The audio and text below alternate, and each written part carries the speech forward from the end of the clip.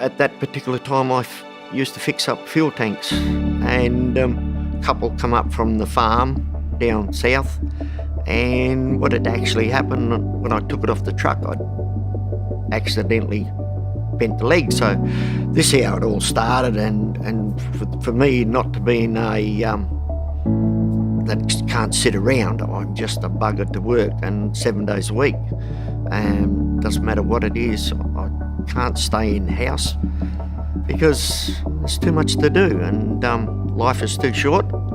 So I sat around for the weekend, and the Monday came, and I said to the wife, bugger this, I've had enough, I'm going over the shed.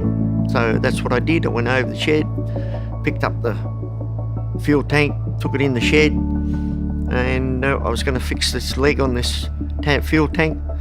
So I just automatically lit the oxy up, and bang, and it blew the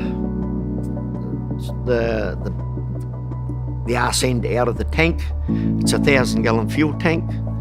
It had fumes still in it, and probably a little bit of petrol. My grandson had told me the whole tank, it picked up and stood up and went end-for-ended and faced the other way. What I believe, my wife was running back and forwards to the cattle trough, trying to put the fire out. And also my daughter had ran over to the house and rang 000. So then the ambulance all turned up. He had a hell of a job finding the veins because they were starting all to close up and one thing another. Burn pains is very hard to describe. It is very painful.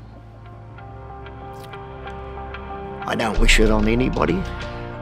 The medical crew on that helicopter, they do a wonderful bloody job, and I can't thank them enough.